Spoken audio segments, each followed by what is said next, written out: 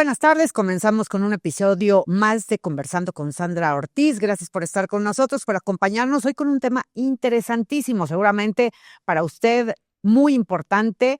Vamos a hablar acerca de trastornos del sueño y para eso me acompaña pues un experto en el tema, un experto obviamente en el sueño, somnólogo, Juan José Heredia Hidalgo. Muchas gracias, doctor. Gracias por estar con nosotros, aceptar esta entrevista. Sandra, al contrario, gracias a ti por el espacio y encantado de estar aquí contigo. Y es que hemos normalizado muchísimo el no poder dormir, el roncar, el tener diversos trastornos y hay que hablar de ellos porque tienen consecuencias a largo plazo. Totalmente. Como tú lo decías, durante mucho tiempo se normalizó el mal descanso, el ronquido o simplemente no se le prestaba la atención que realmente hoy en día merece siempre ha merecido muchísimo la atención, pero hasta apenas en estos últimos años se le ha prestado la atención que realmente merece el sueño, ¿no? La importancia que realmente tiene el sueño, el peso que tiene en nuestra salud, ¿no? Para empezar con este tema, platícanos por principio de cuentas, ¿cómo descansamos? ¿Cómo es el sueño en sí?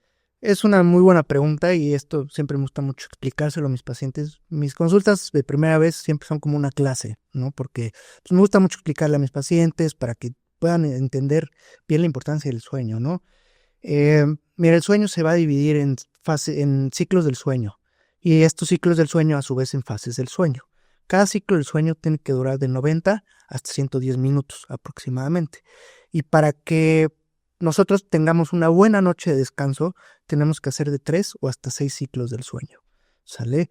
Los ciclos del sueño se van a dividir en dos grandes grupos, principalmente en sueño MOR y sueño no MOR, movimientos oculares rápidos y no movimientos oculares rápidos. En la primera etapa del sueño MOR va a estar dividida en sueño ligero y sueño profundo. Posteriormente vamos a pasar a la última etapa del sueño, que es la etapa del sueño MOR, y de ahí regresamos a la vigilia, que es que estamos despiertos, ¿no? Entonces, cada uno de estos ciclos del sueño se va a caracterizar por un microdespertar. Cuando terminamos un ciclo de sueño, vamos a tener un microdespertar. Entonces, también es muy importante que la audiencia sepa que microdespertares en la madrugada son completamente normales, ¿sale? Eso quiere decir que estamos terminando un ciclo del sueño y vamos a empezar otro. Porque muchas veces tenemos la idea de que toda la noche es un solo ciclo del sueño, ¿no? Y nos sucede mucho luego con los smartwatch, los anillos. Tengo muchos pacientes que llegan muy preocupados, ¿no? Oiga, doctor, es que nada más duermo sueño, mi sueño profundo es 20%, quiero dormir 100% sueño profundo. Pues ahí hay una mala información, ¿no? Porque el sueño profundo solo corresponde un 20% del ciclo del sueño. Entonces, no son malos estos dispositivos, pero nos ayudan nada más como un pequeño análisis, no como para dar diagnósticos, para preocuparnos, ni mucho menos, ¿no? Entonces, a lo que voy con esto es que estos ciclos del sueño son muy, muy importantes para nuestra noche de descanso, ¿no? Es importante saber cuáles son los trastornos de sueño más comunes para no caer en ellos y si ya estamos en ellos, bueno, pues tratarnos, ¿no? Claro. Porque no normalicemos el que uno ronque, el que uno tenga apnea de sueño, el que uno tenga parálisis de sueño. Ahorita los vamos a ir desmenuzando poco a poco. Empecemos por el más común, creo yo, que es el insomnio. Sí, como bien lo dices, y como todo en medicina, ¿no? Hay enfermedades más comunes que otras. Y sí, justamente el insomnio es el trastorno del sueño número 1 a nivel mundial. Número 1. Aproximadamente el 30 al 35% de la población mundial padece o ha padecido insomnio. ¿A qué le podemos llamar insomnio? Porque una cosa es que no pueda dormir, no Claro. pueda conciliar el sueño una que otra vez, ¿no? Ya conceptualizar el insomnio como ¿qué, doctor? Mira, el insomnio se va a definir por definición literaria, es como la incapacidad de nosotros poder iniciar, mantener o finalizar nuestro sueño a pesar de tener la oportunidad de poder dormir. Es decir, ¿a qué voy con esto? ¿O a qué se refiere esta definición? Es que si yo me acuesto en mi cama, ya terminó mi jornada laboral, no tengo pendientes y ya lo único que tengo que hacer es dormir, me acuesto en mi cama y me cuesta trabajo iniciar, mantener o finalizar mi sueño, ¿sale? Ahí esa es la definición del insomnio.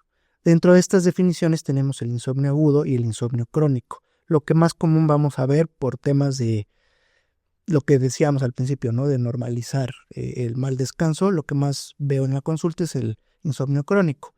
¿Cómo vamos a saber nosotros si ya tenemos un problema de insomnio crónico? Si tenemos más de 3 malas noches de sueño a la semana por más de 3 meses. Cuando ya tenemos, no sé, un ejemplo, un paciente que duerme mal de lunes a sábado, es decir, le cuesta más de 20 minutos conciliar el sueño, no continúa, no tiene un buen mantenimiento del sueño y esto lo lleva haciendo por más de 6 meses, pues ya tiene un problema, ya tiene que acudir con el especialista para poder tratar ese trastorno del sueño, ¿no? De hecho, todos los seres humanos tenemos un chance de tener 1 o hasta 2 malas noches de sueño a la semana. Más ya serían un problema. Más ya ¿A qué se debe que no podemos descansar bien cuando ya estamos hablando de insomnio crónico? Enfocándonos en el insomnio, la principal causa de insomnio es ansiedad. 70% de los pacientes con insomnio es por ansiedad. ¿Por qué? Porque vivimos en un mundo que va a 1000 por hora y pues no podemos hacer no tenemos otra opción más que pues subirnos al día a día y pues rendir, ¿no? En nuestros trabajos, familiarmente, socialmente. Tenemos que ser buenos hijos, buenos padres, buenos trabajadores, buenos hermanos, buenos en todo, ¿no? Entonces ahí empieza la ansiedad. ¿Cómo se trata, por ejemplo, este insomnio crónico? Pues mira, obviamente todos los tratamientos son especializados, son como un traje hecho a la medida para cada paciente, Claro. ¿no? Porque también, además de la ansiedad, también podemos tener una mala higiene del sueño y no precisamente tener un trastorno de ansiedad generalizado, que es lo más común, ¿sale? Entonces tenemos que saber qué es lo que está afectando principalmente a nuestro paciente. Pero englobando el tema de insomnio por ansiedad, pues el tratamiento para el insomnio crónico es como una mesa de 3 patitas. Una patita es tratamiento farmacológico, otra patita higiene del sueño, y la tercera y última terapia cognitivo-conductual. Eso nos ayuda ahí una psicóloga que nos ayuda a darle terapia cognitivo-conductual a los pacientes para poder en conjunto poder tratar y resolver el problema de insomnio desde la raíz, ¿no? Porque me he topado con muchos pacientes que van con algunos otros colegas o les recomiendan cualquier cantidad de medicamentos que son solamente, o sea, sí son buenos, pero están ahí tapando nada más el sol con un dedo, ¿no? Están dando solamente un hipnótico o un sedante, cuando necesitamos englobar todo. Si vemos que la raíz del problema es depresión y o ansiedad, porque también el 30% más o menos de los pacientes con insomnio es por ansiedad, ¿sale? Entonces, esa es la raíz del problema, el tema emocional, ¿sale? Ok. Entonces, tenemos que también cubrirlo. ¿Hay otros factores que nos lleven a no poder dormir? Sí, claro, como lo comentamos, una mala higiene del sueño. Te voy a dar un ejemplo muy breve. Haz de cuenta, yo a las 10 de la noche me salgo por 2 órdenes de tacos, de asada, regreso a mi casa, me acuesto a ver la tele, estoy viendo la tele, estoy con el celular, dándole al TikTok también. Me echo un cigarrito. Me echo un cigarrito, me echo 2 vasos de coca, pues claramente no voy a poder dormir, ¿no? Y todavía más, si regreso del día a día de la chamba y me quiero acostar y me quiero obligar a dormir, pues tampoco, ¿no? Aquí tenemos que tener buenos hábitos de sueño para también que nuestro cuerpo se vaya acostumbrando a que a cierta hora ya empezamos a relajarnos, empezamos a tener un espacio para nosotros. Yo siempre a mis pacientes les pido 1 hora antes de dormir para ellos. Ok. Para ellos, para alejarnos de cualquier tipo de estrés, hacer una lista con todos los pendientes que tengamos al siguiente día. Estos ya son parte de la higiene del sueño, ¿no? Pero siempre le digo a mis pacientes, vamos a hacer te pido esta hora, tú haz de cuenta, te desconectas de todo y piensa que es para ti, para tu bienestar, para estar bien contigo, para descansar. Y les recomiendo pues tomar una ducha con una vela aromática, meditación guiada, leer algo relajante. A veces muchos pacientes dicen, no, pues que a mí la tele me relaja. Ok, ve la tele, pero no la veas en tu cama. Vela en tu sillón y ve algo relajante, bájale el brillo, no veas algo de las noticias. Echamos, sí, o algo de terror, pues obviamente, hoy se quedará bien, podremos dormir, o sea, estamos así todos ansiosos. Claro, entonces, un eslabón muy importante del buen descanso es la higiene del sueño. Estos hábitos que tenemos de toda nuestra vida, ¿no? Doctor, ¿cuánto debe de dormir un ser humano? Porque, digo, hemos normalizado mucho el no dormir. Simplemente, pues es que yo soy una persona que no duermo o duermo poco, ¿no? Pero creo que las consecuencias son a largo plazo. Para hacer, digamos, un poco de conciencia, ¿Cuánto debemos de dormir? ¿Cuánto es lo sano? Claro.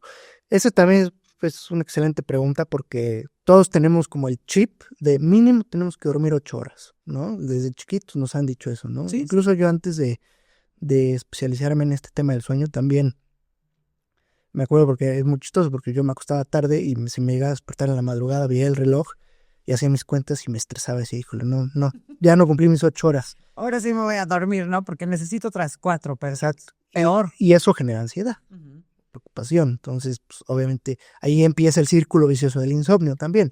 El insomnio va a generar ansiedad y la ansiedad durante la noche de sueño va a generar insomnio. Entonces, pues es una bola de nieve, ¿no? Que se va haciendo más grande. Pero retomando tu pregunta, ¿cuánto debemos de dormir? Es una muy buena pregunta. ¿Por qué? Porque no todos tenemos que dormir la misma cantidad de horas. No todos. No.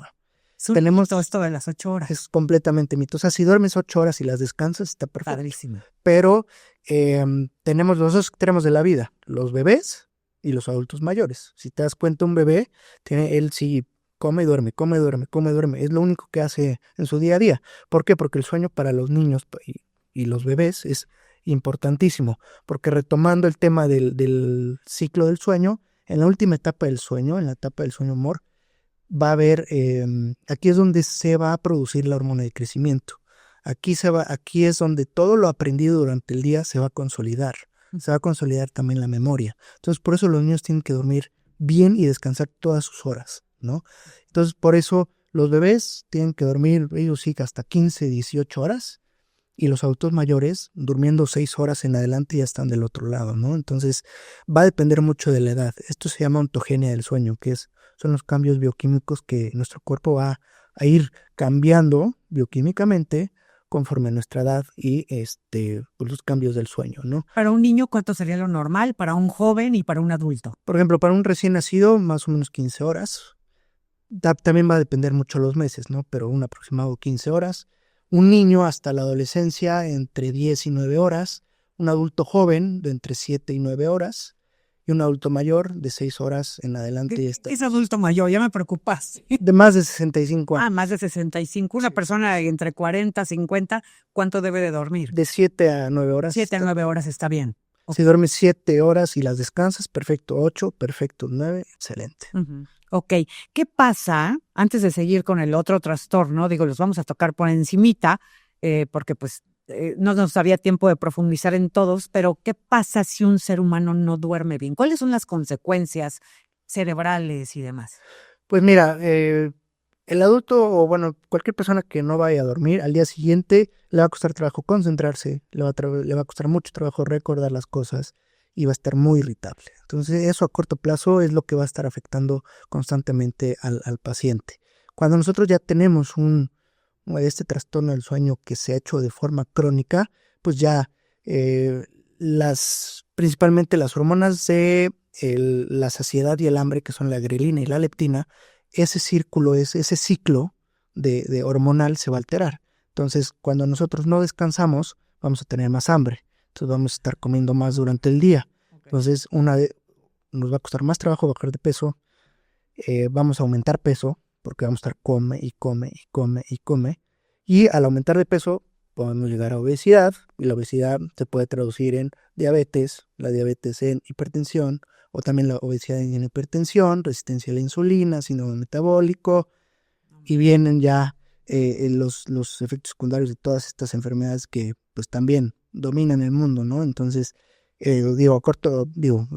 brevemente, esas son como la consecuencia de las consecuencias más importantes del no descanso, ¿no? Es cierto que aunque se duerme en el día, no se recupera nunca lo que no se durmió en la noche. O sea, yo recuerdo haberme despertado para mi trabajo en las noticias, 3 de la mañana, y aunque trataba de dormir en el día, nunca fue igual. Sí, justamente. De hecho, una mala noche de sueño que pasemos ya nunca jamás se va a poder recuperar. O sea, el daño ya está hecho. Ya, por ejemplo, si hoy duermes 3 horas, dices, bueno, pues mañana voy a dormir 10. Pues sí, va a estar bien esa noche de sueño de 10 horas, pero la de 3 horas ya te afectó, ya no se va a poder recuperar. El sueño es un antioxidante natural, es el mejor antioxidante que hay. Entonces, obviamente, si descansamos bien, pues vamos a conservar bien nuestra piel, pues cerebralmente vamos a estar completamente sanos, porque también, y mira, el sueño, alguna vez leí, que es como un taller de reparación. Entonces nosotros en nuestro día a día estamos en el trabajo, estamos, pues muy, alterados, ¿no? Cuando llega el sueño, pues nos toca, el sueño, pues toca reparar el cerebro, ¿no? Desechar las cosas que nos van a servir, todas las toxinas que no nos sirven, que se generan durante el día. Entonces, por eso también, si nosotros no descansamos bien, pues como que esta limpieza cerebral no se va a llevar bien a cabo, ¿no? Inmunológicamente también, un paciente que lleva varias noches sin dormir, pues está más propenso a infecciones. De hecho, hay un estudio muy, muy interesante en Estados Unidos que pusieron a 8 personas. A 4 de ellas las pusieron a dormir 8 horas o más y a las otras 4 les pusieron a dormir menos de 6 horas. Y a las mismas 8 personas les pusieron el rinovirus, que es el virus del resfriado común, y a los que durmieron 8 horas tuvieron 17% menos de probabilidad de que este rinovirus, esta gripe, resfriado común, se hiciera más grave que el otro grupo. El otro grupo, el 70% de estos pacientes se empeoraron con esta enfermedad. Entonces ahí se comprueba Sí. que inmunológicamente el sueño tiene un papel importantísimo en nuestra salud. Digo, nada más para que le tomemos la importancia al buen dormir, ¿cuántas noches o cuántos días puede pasar una persona sin dormir, sin que pues después tenga a lo mejor daño irreversible o incluso algo más fatal? Claro, digo, el daño irreversible va a estar con una noche de mal descanso, ¿no? Pero aquí también va a depender mucho de cada paciente, pero pues ya teniendo 7 días sin dormir bien, o sea, y no te voy a decir que sin dormir nada, ¿no? Sin un buen descanso, pues puede haber aquí, después de estas 7 noches sin descansar bien, pues ya tu cerebro te va a pedir descanso, entonces sin que tú lo quieras, vas a tener microsueños, ¿no? Entonces, aquí lo delicado es que tú vayas manejando, bueno, el paciente que tenga esto vaya manejando, y sin querer y sin saber, el cerebro va a decir, ay, ya, Ahí necesitamos nos descanso. vemos. Se va a dormir y esto puede llegar a ser fatal, ¿no? Claro. Entonces sí, pues a partir de la 7ª noche ya empezamos a tener problemas bastante delicados. Vamos con otro trastorno de sueño que también hemos normalizado muchísimo, el roncar, ¿no? Causa de incluso divorcios. Totalmente, sí, Muchas relaciones se han roto por roncar. claro, sí. Pues el ¿A qué se ronquido debe? es también, de hecho, el ronquido va de la mano con un trastorno del sueño que es el segundo trastorno del sueño más común a nivel mundial, que es apnea obstructiva del sueño. ¿Sale? Van de la mano y ahorita les voy a explicar por qué. ¿Por qué roncamos? El ronquido se va a llevar a cabo en vía aérea superior, que corresponde a la nariz hasta arribita de la tráquea, ¿sale? Principalmente en los músculos de la garganta, ¿sale? Estos músculos estas áreas anatómicas son completamente musculares, no hay un esqueleto que le esté dando soporte como la nariz. La nariz es vía aérea superior, pero tenemos los huesos de la nariz que le dan soporte. ¿A qué voy con esto? Que nosotros cuando entramos en la última etapa del sueño, vamos a tener relajación muscular completa. Entonces, si juntamos estos dos factores, el anatómico y el fisiológico del sueño, de la relajación muscular completa, y que esta área está constituida de puro músculo, pues vamos a tener ciertos colapsos respiratorios de esta musculatura. Entonces, nosotros al momento que estamos durmiendo y está relajando nuestra musculatura, pues se va a hacer más chiquita nuestra vía aérea superior. Entonces el aire, al pasar sobre esta musculatura parcialmente colapsada, pues va a generar vibraciones. Y esta vibración es la que conocemos como el ronquido. Okay. Entonces, a grosso modo, por eso roncamos, ¿no? ¿Quiénes roncan? Realmente, ¿Por qué tienen qué problemas? roncar Más específicamente. no es normal, pero sí es común. Ok. O sea, probablemente todos vayamos a roncar. Pero hay personas que van a roncar más, otras personas que van a roncar menos. Sí, el simple hecho de ser hombres nos pone en factor de riesgos para ser roncadores. Y sí, justamente los pacientes masculinos son los que más roncan y van a llegar con este problema, ¿no? Entonces, pues las personas fumadoras de más de 30 años, obesos, son los pacientes que casi pues, se ven en el consultorio y pues es que es un hecho que van por ronquido, ¿no? Sí se puede arreglar a una persona, digo, a lo mejor el término no es correcto, ¿no? Pero sí se puede tratar o se puede curar una persona que ronque. Sí, claro, sin ningún problema. Es totalmente curable y tratable, ¿no? Va a depender mucho de qué tan grave sea, ¿no? Porque ahorita estamos hablando solamente del ronquido, pero el ronquido es solamente el principal síntoma de la apnea obstructiva del sueño, que es el segundo trastorno del sueño más común a nivel mundial. ¿Qué es la apnea obstructiva del sueño? Como te comentaba, en el ronquido vamos a tener un colapso parcial de la vía aérea superior, pero una apnea del sueño se va a definir como un cese completo del flujo respiratorio durante nuestra noche de sueño, por más de 10 segundos. ¿A qué voy con esto? Que el paciente se va a colapsar completamente su vía aérea superior, principalmente la garganta, y va a dejar de respirar mínimo 10 segundos. Ay, sí, es algo que es como que toman aire y se quedan así, ¿no? Y dices, bueno, ya nunca exhaló, o ya. Y parece que se mueren. Sí, o sea, es que realmente dejan de respirar. Y digo, ojalá nada más sean 10 segundos, pero he tenido pacientes que dejan de respirar 50 segundos. Y no nada más una vez, sino 300 veces en la noche. ¿Cómo crees? Sí, Se pueden y se despiertan, supongo, porque pues no puedes respirar y hasta... Justo, sí, justamente el cerebro es tan inteligente que al detectar una apnea se va a despertar. Probablemente el paciente no se va a dar cuenta. De hecho, es el 90% de los pacientes roncadores y con apnea del sueño es muy difícil que ellos solitos vayan por ellos mismos a consulta. ¿Por qué? Porque no se van a dar cuenta. Ya si se dan cuenta y me dicen, ¿sabes qué, doctor? Pues diario me estoy ahogando o sea, me estoy despertando con sensación de ahogo, pues ahí ya está más delicado, ¿no? Pero los pacientes que los llevan o les recomiendan ir, Que siempre es la esposa. sí, No, sí, es ya no un te mal aguanto. denominador. Vamos a que te atiendas. Sí, justo. Los lleva la esposa y, doctor, mi marido ronca, ya no puedo más, yo no estoy descansando, tengo el sueño muy ligero y empieza a roncar y ya no puedo dormir. Entonces, el paciente roncador no se va a dar cuenta. Es muy difícil que el paciente roncador vaya por sí solo a consulta, ¿no? Hablemos de esto, de la apnea de sueño, no del ronquido, sino los que ya dejan de respirar. Claro. Me decías que una persona que sufra de apnea de sueño no se va a morir por la apnea de sueño, pero sí se podría morir por las consecuencias. ¿Cuáles serían estas consecuencias si es que no se trata esta apnea de sueño? Muy bien, sí, mira, tenemos dos consecuencias fatales de la apnea del sueño a corto y a largo plazo. Son las dos principales. A corto plazo, que el paciente todos los pacientes que tengan apnea del sueño no van a descansar. Son los típicos pacientes o la persona que te dice, duermo pero no descanso. ¿Sale?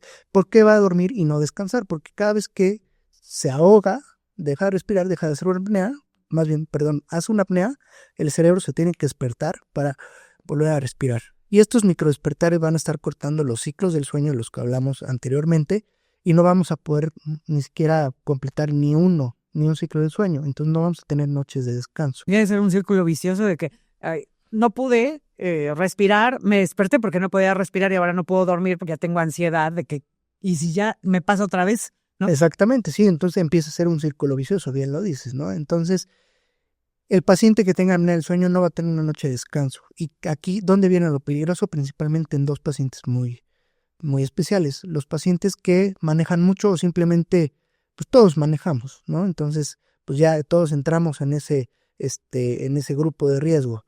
Que el paciente no haya tenido o haya tenido muchas noches de mal descanso por la apnea del sueño, vaya manejando, se quede dormido, se impacte y pues el impacto sea fatal, ¿no? Esa es la causa de muerte a corto plazo por la apnea del sueño.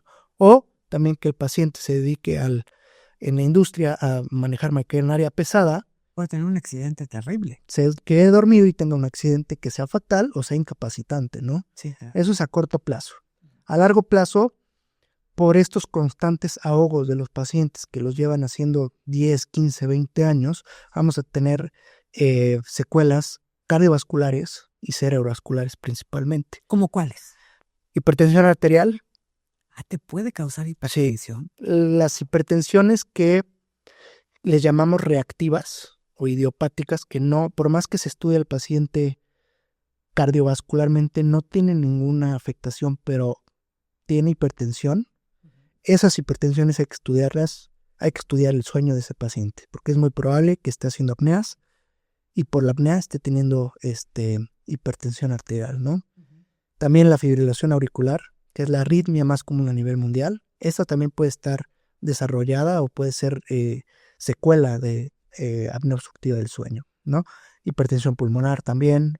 En fin, tenemos muchos, esos son las más comunes, ¿no? Pero tenemos muchas complicaciones cardiovascularmente. ¿Por qué? Porque al momento que el paciente deja de respirar, pues su saturación de oxígeno va a bajar. Y si esto lo llevamos haciendo 10, 15, 5, 10, 15, 20 años, Sí, hay gente que nunca se trató. esto va a generar una hipoxia crónica intermitente, que en español, ¿qué quiere decir? Que vamos a tener mala oxigenación o falta de oxigenación en órganos blancos y van a estar sufriendo hora con hora de la noche de sueño, ¿no? Entonces, esto es muy, muy, muy delicado. De hecho, nosotros clasificamos la apnea del sueño en leve, moderada y grave. ¿Cómo la vamos a clasificar? Con los eventos respiratorios que tengan en una hora del sueño, ¿sale? ¿Eso cómo lo vamos a saber? Con un estudio del sueño. Va el paciente conmigo, le hago historia clínica, valoro al paciente y le digo, ¿sabes qué? Sí necesitamos hacerte el estudio. Ellos se llevan un dispositivo a casa, se lo ponen. Yo pensé que ahí se dormían en el consultorio y bueno, pues ahí los colistaban y demás, ya se los pueden llevar a casa. Sí, ese estudio que dices, sí también lo existe, sí lo hay, pero yo siento que está muy sesgado.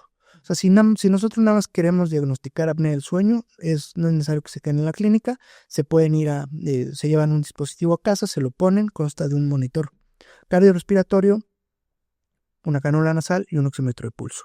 Y con eso tenemos más que suficiente para diagnosticar apnea del sueño. Entonces, ¿qué nos va a decir este aparato? Al día siguiente yo lo interpreto y aquí es cuando clasificamos la apnea obstructiva del sueño. Si el paciente hace de 0 a 5 eventos respiratorios por hora de sueño, se considera que no hay criterios diagnósticos para diagnosticar una apnea obstructiva del sueño. Si el paciente hace de 5 a 15 eventos respiratorios, está en una apnea leve. Si hace de 15 a 30, moderada, y si hace más de 30 es grave. Ay, 30 eventos así en una noche es muchísimo. En una hora. En una hora. En una hora de sueño. No. Toda esta clasificación es por hora de sueño. Por hora, ok. Entonces, es muchísimo. ¿Quién va a descansar con eso? Ahogándose, pues, frecuentemente, ¿no? Justo. Y tengo pacientes que me hacen 95 eventos respiratorios por hora de sueño. Entonces, más de 2 al minuto. Pues bueno, 1.5, un evento y medio al minuto. Se tiene que tratar. Total. Para no tener. Para que pueda descansar, para no tener complicaciones ni al corto, mediano ni largo plazo, ¿no? Y para principalmente recuperar el descanso, ¿no? Y dejar dormir a la persona de junto también. Claro, también, eso es importante. Y vamos a hablar acerca de algo que los mexicanos llamamos que se nos sube el muerto. ¿Le ha pasado? Es horrible, espantoso y además uno piensa que son entidades sobrenaturales. Claro. Pues no, es un trastorno de sueño que se llama parálisis de sueño. Explícanos, por favor, acerca de esta. ¿Cuál es la explicación científica? ¿Qué nos pasa cuando sentimos que se nos sube el muerto? Mira, la parálisis del sueño es simplemente un desfase entre las diferentes etapas del sueño, principalmente la última etapa del sueño donde vamos a tener relajación muscular completa y la vigilia. Como lo comentamos al principio, cada vez que nosotros terminamos un ciclo del sueño, este término del ciclo del sueño se va a caracterizar con un micro despertar, ¿sale? Entonces, ¿qué va a pasar en la parálisis del sueño? Nuestro cuerpo, nuestros músculos van a estar completamente relajados porque siguen en la última etapa del sueño. Y nuestro cerebro ya avanzó a la vigilia, o sea, ya se despertó. Entonces, por eso no nos podemos mover. Ay, es horrible. Quieres gritar y no puedes. Es que no puedes. Entonces, tu cerebro ya está despierto, pero tus músculos están completamente dormidos, están relajados, ¿sale? Entonces, por eso no nos podemos mover, no podemos gritar. Son segundos, dura 30 segundos, pero, bueno, o sea, de 30 a 40 segundos. Se siente eterno. La vida entera. Sí, se siente 3 horas. ¿Por qué? Porque es muy desesperante, es muy angustiante, y justamente, ¿por qué se relaciona con se me subió el muerto y se relaciona con temas paranormales? Porque es completamente normal que en este desfase vayamos a tener alucinaciones tanto auditivas como visuales. Entonces, mucha gente puede ver sentada a alguien encima de la persona y dice, se me subió una entidad, ¿no? Sí, y por eso no me podía mover.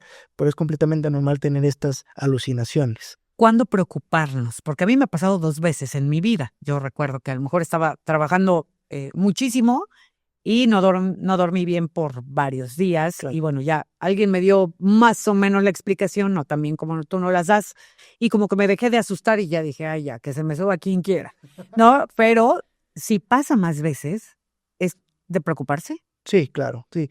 Como a ti te ha pasado, a mí también me ha pasado, a muchas, A todo mundo nos va a pasar. es muy probable que nos llegue a pasar una o dos veces en nuestra vida. Pero si ya nos pasa de forma regular, o sea, igual más o menos como en el insomnio, si ya nos está pasando más de 3 veces por semana, pues ya ahí hay que checar, ¿no? ¿Por qué? Porque justamente las dos principales causas de la parálisis del sueño es no descansar, ya sea por insomnio, por apnea del sueño o por algún otro trastorno del sueño, por síndrome de piernas inquietas, en fin, justamente hay más de 80 trastornos del sueño, entonces tenemos mucho Mucho de qué hablar, sí, claro. ¿no? Entonces, la parálisis del sueño se va a dar principalmente por malas noches de descanso o de plano no descansar o por mucho estrés. ¿Es peligroso que nos pase?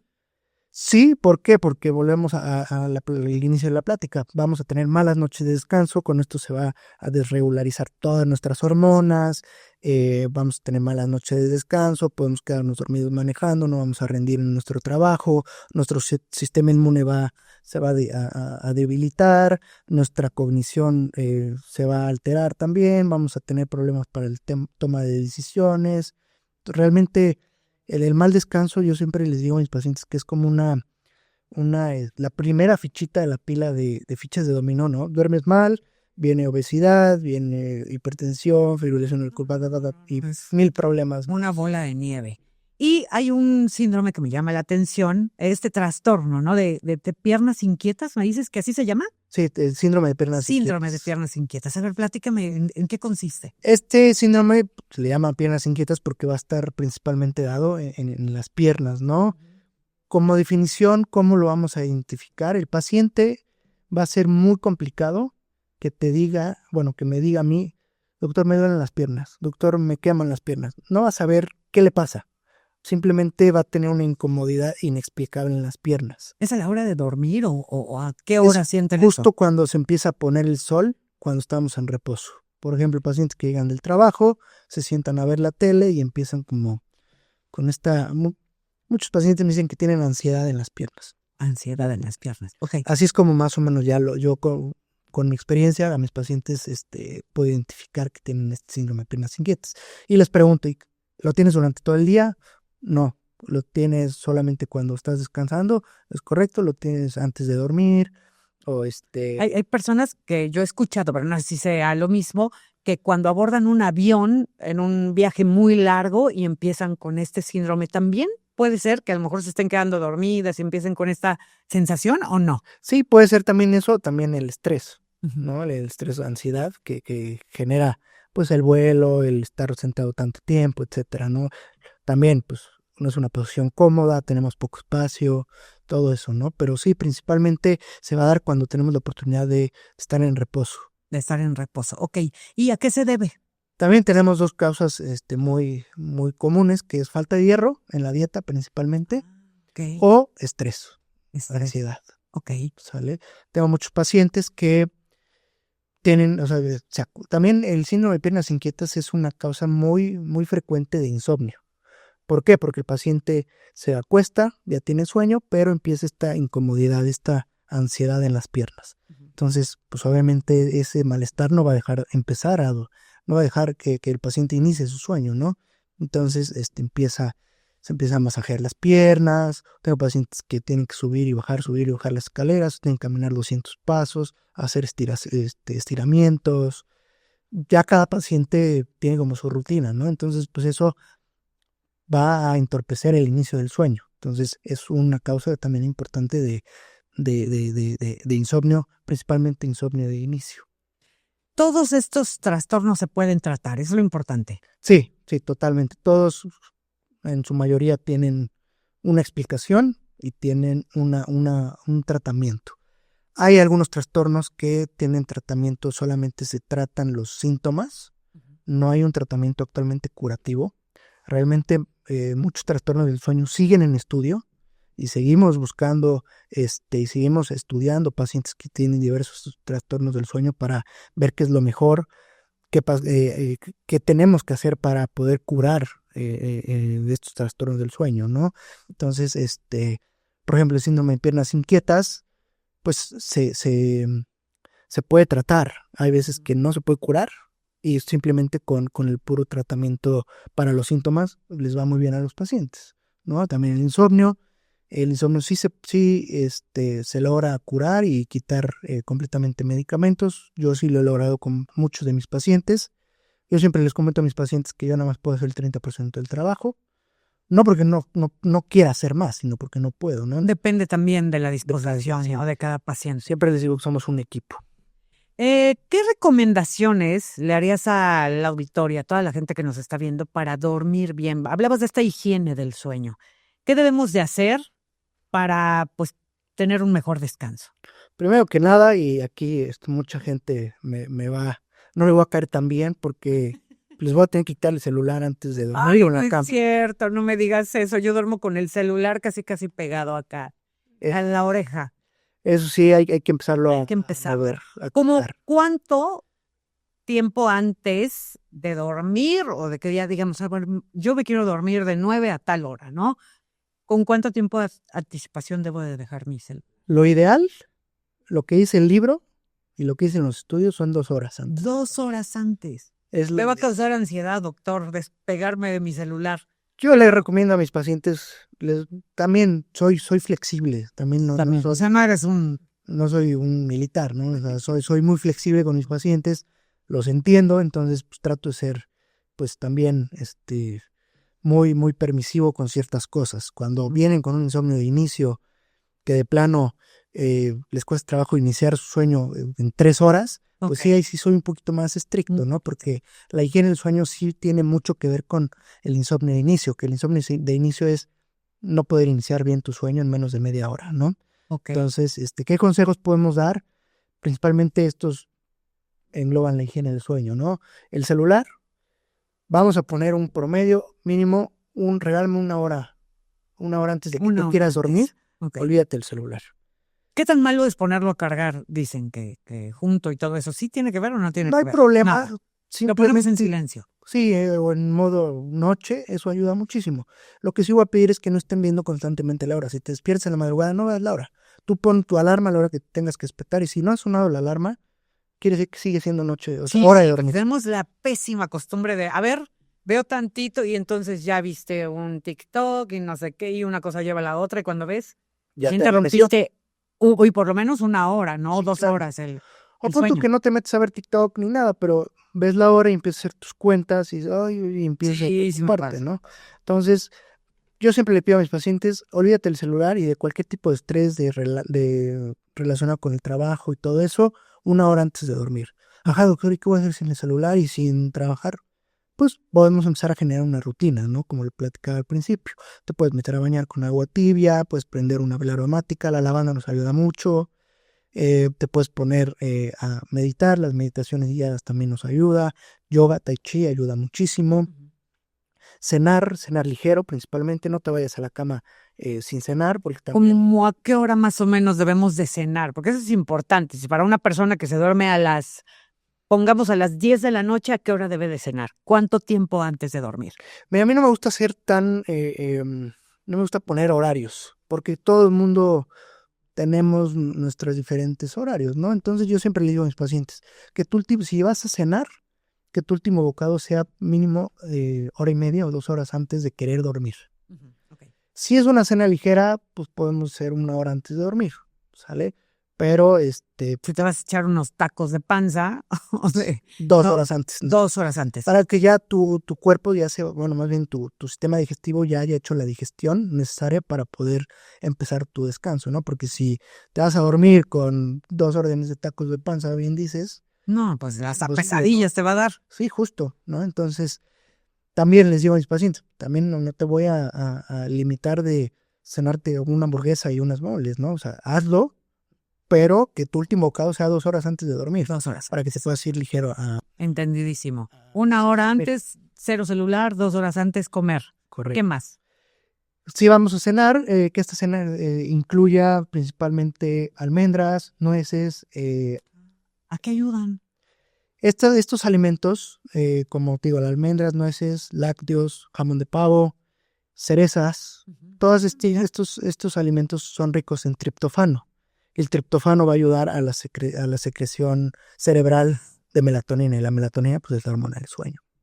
Entonces, estos alimentos los podemos incluir en nuestra dieta. La avena también ayuda mucho, ¿no? Entonces, podemos cenar algo relacionado con estos alimentos, 1 hora, 1 hora y media antes de dormir. Después te vas a bañar, de hacer tu rutina relajante, meditación guiada, o te puedes poner a leer con una lámpara, con luz cálida, leer algo, pues, relajante, medio aburridón, para que no te enganches y Sí, te sueña, ¿no? Me dijo que leer, no, pues sí, pero que no te echaras la de ciencia ficción que se tiene atrapado, ¿no? Sí, pues puedes leer ahí algo, pues, digo, relajante, algo, pues, que no, de preferencia que no tenga una historia en la que te piques y sigas leyendo, ¿no? Entonces, eso puede ayudar. Y también algo muy importantísimo que te puedo afirmar que el 95% de mis pacientes lo hace, se obligan a dormir. No se obliguen a dormir. Realmente tienes que irte a la cama cuando tengas sueño. ¿Por qué? Porque si te obligas, o sea, siempre les pregunto a mis pacientes, tú te vas a dormir, ¿por qué? Porque ya tienes sueño, porque ya es la hora de dormir.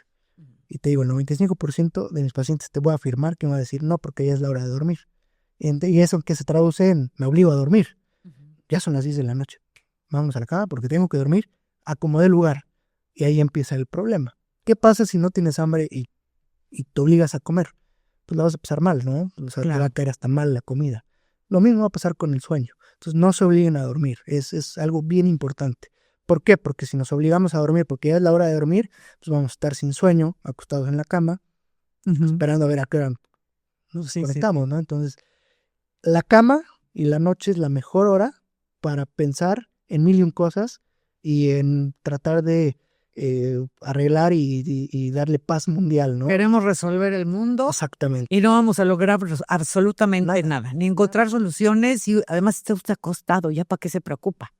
Acerca de la televisión, ¿qué hacemos con la tele? Porque yo te decía, tengo la pésima costumbre de dormir con la televisión. No es lo ideal, no es lo ideal. De hecho, para más fácil entenderlo, la cama es única y exclusivamente para dos cosas, lo dice la literatura, para dormir y actividad sexual, nada más. No es para ver la tele, no es para leer, no es para comer, no es para hablar con la comadre, es única y exclusivamente para estas dos actividades, ¿sale? Entonces, tengo muchos pacientes que se relajan viendo la tele y les da sueño la tele. Te digo, yo soy muy permisivo, dependiendo cada quien, ¿no? Pero, ok, si te da sueño en la tele y te relaja, ve la tele, no la veas acostado, mete un reposete, un sillón en tu cama, en tu recámara, perdón, y ponte a ver la serie que te gusta.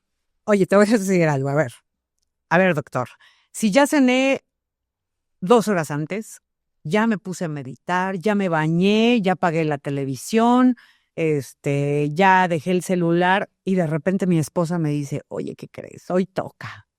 ¿Qué onda con la actividad sexual? O sea, nos puede, así como el ejercicio, nos puede, digamos, despertar y entonces ahora ya no podemos dormir, o es benéfico. ¿Tú qué dices? Es benéfico completamente, nos va a relajar bastante. Entonces, por eso en la cama está permitido la actividad sexual y el dormir, porque realmente sí nos va a relajar. Entonces, le puede decir que sea el marido a la señora. Que no sea pretexto. Muy bien, que no sea pretexto. ¿Qué más? Porque de repente, que si la almohada, que si el colchón, ¿tienen estos factores que ver para poder dormir bien? Sí, completamente. De hecho, el colchón, muchos me preguntan, ¿cuál es el mejor colchón? O sea, el mejor colchón es el que te acomoda a ti, ¿no? Hay pacientes que les gusta colchón firme, hay pacientes que les gusta memory foam, que te hundas. Ahí sí yo no puedo influir tanto, ¿no? Es cuestión de gustos. Cuestión de gustos. En la almohada sí es un poco más, ¿habrá algún consejo? Porque algunos dicen, no, pues es que no te debe de quedar como que cuando inclinas tu cabeza, debe de ser un poco más recta, no sé qué. Hay por temas más que nada cervicales. Si tenemos algún problema cervical, pues sí ya, sí hay como almohadas que nos van a ayudar, ¿no?